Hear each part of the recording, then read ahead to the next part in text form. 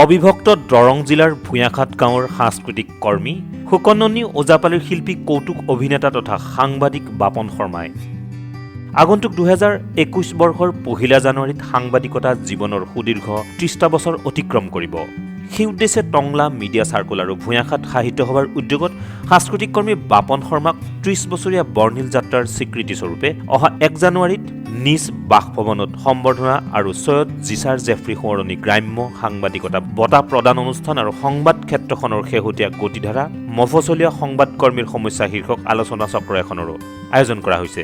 আমাৰ টংলা মিডিয়া সাৰ্কুলৰ আমাৰ এগৰাকী সন্মানীয় উপদেষ্টা বাপন শৰ্মা ইতিমধ্যে আমাৰ গ্ৰাম্য সাংবাদিক জগতখনত 30 বছৰ অতিক্ৰম কৰিলে আৰু 30 বছৰ অতিক্ৰম কৰাৰ কাৰণে তেওঁক আমি টংলা মিডিয়া সাৰ্কুলে এটা সন্মান দিব বিচাৰিছোঁ।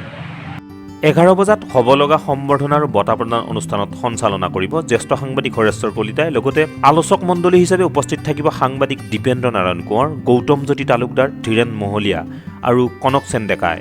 লগতে বহুতো সমল ব্যক্তি উপস্থিত থাকিব বুলি ভূঞাখাট সাহিত্য সভাৰ সভাপতি ধীৰেশ্বৰ শৰ্মা আৰু সম্পাদক মুকুন্দ ডেকাই জানিবলৈ দিছে। গতিকে তেওঁক আমি টংলা মিডিয়া সাৰ্কুলে অহা 1 জানুৱাৰীত পহিলা দিনটোতে তেওঁ ঘৰ ভূঞাখাটত গৈ আমি নিজেই প্ৰদান কৰি আমি টংলা মিডিয়া সাৰ্কুলে।